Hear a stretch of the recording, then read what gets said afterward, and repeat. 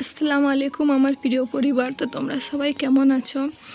তো আমার মিনি ব্লগে তোমাদের অনেক অনেক স্বাগত জানাই।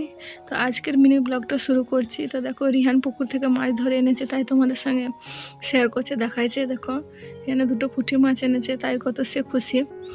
আর এখানে দেখো আমাদের ছাগলটা বসে আছে, আর এখানে আমার মেয়ে আর আমি দুজনে সবজি কাটছি বসে। তো চলো মিনি ব্লগটা দেখতে থাকো কেমন লাগে। তো আমি এখানে আলু কেটে নিয়েছি, এর সঙ্গে আদা রসুন, আর দেখো চুলোতে ভাত বসিয়ে দিয়েছি আমি।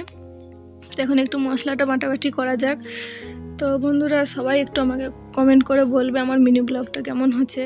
আর তোমরা সুন্দর সুন্দর কমেন্ট করবে যেন আমি আরও মিনি ব্লগ করতে, ভিডিও করতে যেন আরও আমাকে ভালো লাগে তোমাদের কমেন্টেই শুনে। তো সবাই আমার পাশে থেকো, সাথে থেকো। যেহেতু আমি নতুন, তাই একটু আধটু ভুল হতেই পারে, তো সবাই আমাকে ক্ষমা করে দিও আর আমার পাশে থেকো।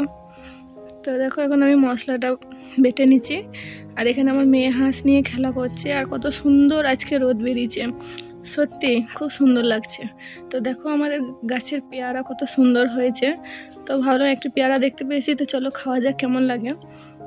তো যেমন ভাবনা সেই রকম তাড়াতাড়ি করে পেয়ারাটা পেরে নিলাম। তো চলো দেখি এখন খেয়ে কেমন লাগে। তো তার আগে অবশ্যই আমি পেয়ারাটা ধুবো। তো আমাদের গাছে জানি না কেন পেয়ারা তো অনেক হচ্ছে, কিন্তু পোকা লেগে যাচ্ছে।